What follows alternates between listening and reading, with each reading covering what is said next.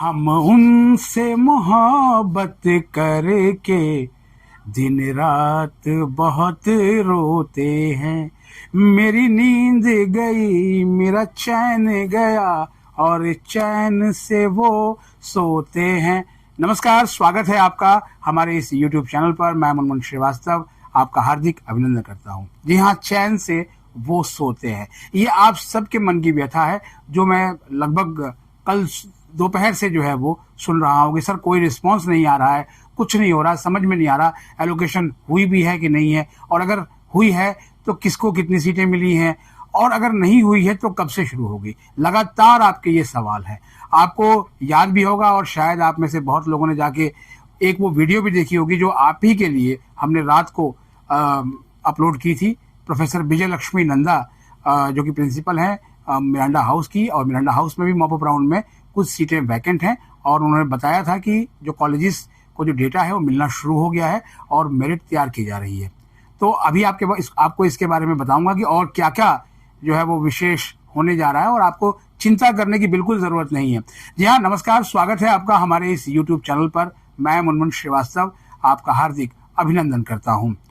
कैसे हैं आप सभी? आपके मन की व्यथा बिल्कुल उस गीत की तरह है जहां से मैंने शुरुआत की थी। दिल्ली विश्वविद्यालय ने मॉप अप राउंड तो निकाला, लेकिन इसको लेकर बहुत संजीदगी देखने को नहीं मिली। लास्ट ईयर भी कुछ ऐसा ही हुआ था, और ये राउंड पूरी तरह से, जी हाँ, पूरी तरह से ये राउंड जो है वो कॉलेजेस पर छोड़ दिया गया है। यानी कि कॉलेज ही मेरिट बनाएंगे और कॉलेज ही मेरिट डिसाइड करेंगे, और कॉलेज ही जो है वो बताएंगे कि आपको एडमिशन मिलेगा कि नहीं मिलेगा। हो सकता है एक कॉलेज आपको एडमिशन दे, हो सकता है 5 कॉलेज आपको एडमिशन दे, हो सकता है 10 कॉलेज भी आपको एडमिशन दे दें अगर आपका कोर्स उनके कॉलेज में है तो। जी हाँ, बिल्कुल आपके कानों ने ये बिल्कुल ठीक सुना है। लेकिन कल मुझे बहुत आश्चर्य हुआ जब 3 बजते ही जो है वो आने शुरू हो गए मैसेज, सर जो है वो एलोकेशन आ गई, मुझे सीट नहीं मिली, सर एलोकेशन आ गई, मुझे सीट नहीं मिली। हमने आपको बताया था कि जो है एलोकेशन आ गई। जरा सोचिए, अपने दिमाग के घोड़े दौड़ाइए। क्यों आप चक्कर में आ जाते हैं? कहां पड़े हो चक्कर में? कोई नहीं है टक्कर में। ये चीज दिमाग में रखिए। आप यूनिक हैं, आप अल्टीमेट हैं, और आप अपने आंख, नाक, कान इनको खोल के रखिए। बार बार आपको कहता हूं, नोटिस पढ़ने की आदत डालिए। ड्यू की वेबसाइट या जहां पर भी आपको एडमिशन लेना हो उनकी वेबसाइट, कॉलेजेस की वेबसाइट को देखने की आदत डालिए। आज सुबह एक पेरेंट उलझ गए जब मैं मंदिर में पूजा कर रहा था, उसी समय उनका फोन आया, मैंने भी उठा लिया क्योंकि मुझे पता था कि शायद बच्चे परेशान होंगे। तो ये वो उलझ गया कि सर आप बच्चों के ना मन की व्यथा को समझ नहीं रहे हैं, ठीक है, आप उन्हें पागल बना रहे हैं। जी अगर मैं पागल बना रहा हूं तो फिर बाकी लोग क्या कर रहे हैं मुझे पता नहीं है। वो पागल कहां से बन रहे हैं, किससे पागल बन रहे हैं, वो जाने। देखिए, आपकी तरह मैं मायूस नहीं हूं। मैं ये वो लाइन नहीं बोलूंगा जो आप सोच रहे होंगे। मैं खुश हूं। खुश इसलिए हूं कि दिल्ली विश्वविद्यालय ने अभी आधिकारिक रूप से तो आंकड़ा जारी नहीं किया है कि कितनी सीटें जो है वो मॉप अप राउंड के लिए हैं और कितनी एप्लीकेशन आई हैं। लेकिन हमने जो है वो विश्वविद्यालय के सूत्रों से, जी हाँ, विश्वविद्यालय के सूत्रों से जो पता लगाया है उसके आधार पर मैं बता सकता हूं आपको कि 21,000, जी हाँ, 21,000 plus application mop up round के लिए आई हैं, और 21,000 में जो है वो 7,000 को जो है वो सीट ऑफर जो है वो होगी। यानी आप ये सोच सकते हैं कि 3:1 यानी 1:3, यानी हर 3 बच्चे में से एक बच्चे को सीट तो मिलनी है। तो अब ये आप सोच सकते हैं कि चांसेस तो बहुत आपके ब्राइट हैं एडमिशन के। अब बात करते हैं उसकी जिसको लेकर ये सारा जो है वो रायता फैला। देखिए, छुट्टियों का समय था, आपको मैंने बताया भी था। उसमें 2 राय थी। एक राय ये थी कि छुट्टियों का समय इसलिए दिया गया है ताकि बच्चे आराम से अपनी प्रेफरेंसेस बना लें, और दूसरी राय ये थी कि सर इन दिनों फोन नहीं उठ रहा। तो बिल्कुल आप सही कह रहे हैं। छुट्टी के दिनों में ड्यू का जो एडमिशन ब्रांच का हेल्पलाइन है वो काम नहीं करता है, शनिवार रविवार को काम नहीं करता है। ज्यादा इस बार में भी जो है वो नहीं कर रहा था, तो आप परेशान हो रहे थे, और बहुत मैक्सिमम फोन मैंने सुने।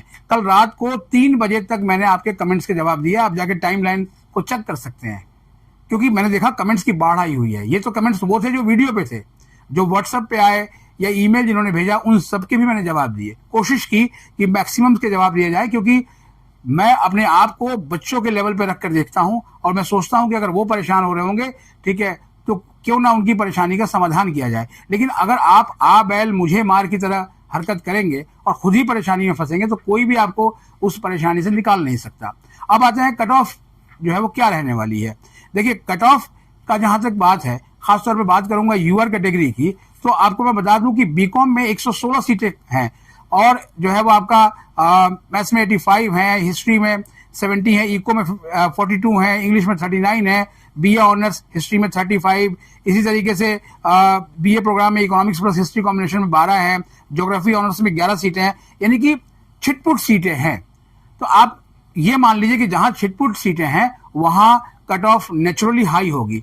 लेकिन रुकिए जरा, कट ऑफ यहां उस तरह से नहीं होगी जिस तरह से सीएसएस में जो सीट्स अलॉट हो रही थी कि एक कट ऑफ बनाई गई, कट ऑफ मेरिट, और अगर आपने उस मेरिट को क्रॉस किया तो आपको एडमिशन मिलेगा। यहां पर ऐसा नहीं है।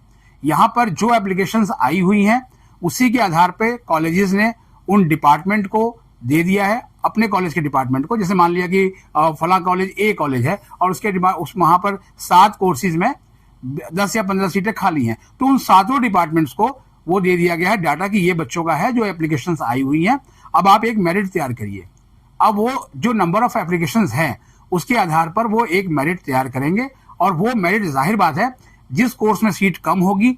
मैंने देखा था कि एक कॉलेज में एक कोर्स है बीए प्रोग्राम के कॉम्बिनेशन का और बड़ा पॉपुलर कॉम्बिनेशन है और सिर्फ एक सीट खाली है, तो आप अंदाजा लगा सकते हैं कि उस कॉलेज की जो है वो मेरिट कितनी होगी।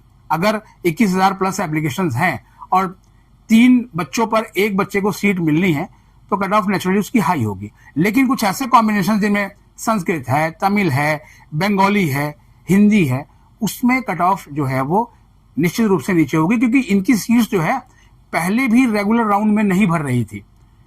तो कहा भी था मुझे ड्यू के रजिस्ट्रार डॉक्टर विकास गुप्ता ने कि कुछ ऐसे कॉम्बिनेशंस हैं जो स्टूडेंट लेना ही नहीं चाहते और लिहाजा उनकी सीट्स जो है वो खाली रहती हैं।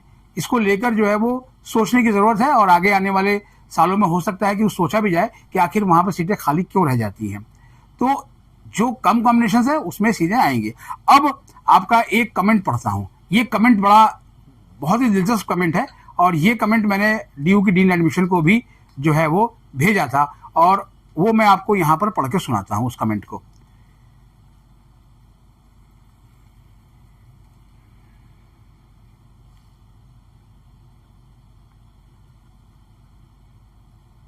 थोड़ा सा समय लग रहा है, 1 मिनट, क्योंकि इतने ज्यादा आपके मैसेज आए हुए हैं कि वो व्हाट्सएप का जो मैसेज है उसी को खुलने में समय लग रहा है।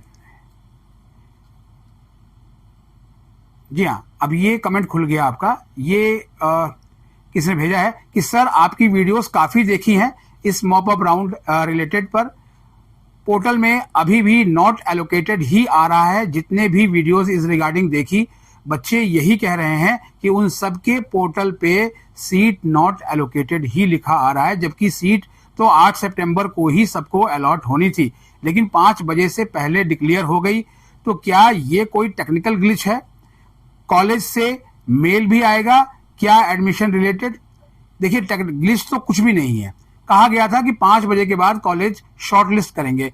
मैं नोटिस का ना एक एक लाइन पढ़ता हूं और जो है वो जब बातें होती है तो मैं डेटा के आधार पर ही बात करता हूं और जो सिग्निफिकेंस है और जहां मुझे लगता है कि इस बात को रिपोर्ट करने की जरूरत है तो उसको मैं रिपोर्ट भी करता हूं।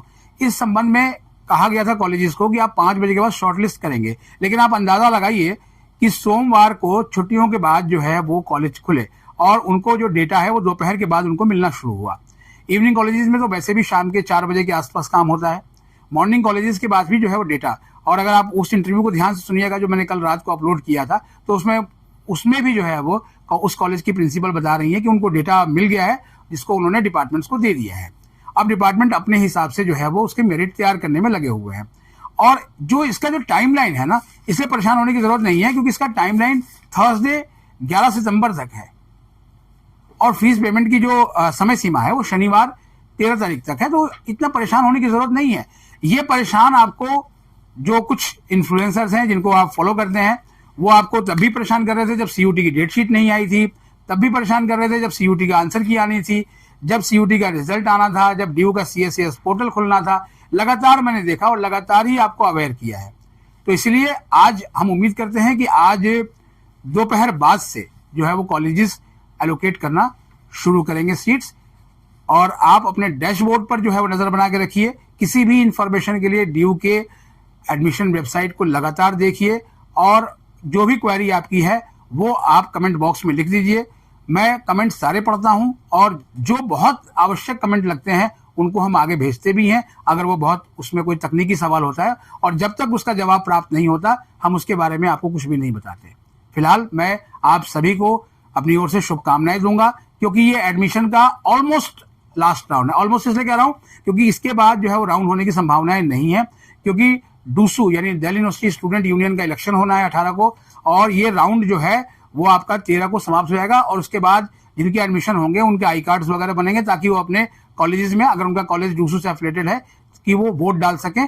और ये प्रक्रिया जो है वो यही संपन्न होगी। और डूसू इलेक्शन के बाद लगता नहीं है, विश्वविद्यालय के सूत्र बता रहे हैं कि आगे कोई और फर्दर राउंड जो है वो आएगा। तो यहाँ पर बहुत चौकन्ना रहना है, किसी अफवाह पर ध्यान नहीं देना है कि जी एलोकेशन हो गई, एलोकेशन आ गई, जब तक आप उसे अपनी आंखों से ना देख लें। और कहीं पर भी कुछ डिस्क्रिपेंसी आपको लगती है या कोई आपको कोई ऐसा ऑफर करता है तो आप जरूर कमेंट जो है वो करके बताएं, हम आपकी बात जो है वो प्रशासन तक पहुंचाएंगे। फिलहाल आप सभी को मैं शुभकामनाएं दूंगा, खुशी खुशी। अभी जो है वो एबीवीपी का एक शक्ति प्रदर्शन है, उसे भी कवर करने के लिए जाना है। इसके अलावा एनसी वेब के स्टूडेंट्स के लिए एक लास्ट ड्राइव भी आई हुई है एडमिशन की, उस पर भी हम कोशिश करेंगे कि उनकी डायरेक्टर को लेकर आएं और वो इसके बारे में बताएं, और कुछ और सवाल भी हम कोशिश करेंगे लेने की। और फिलहाल के लिए इतना ही।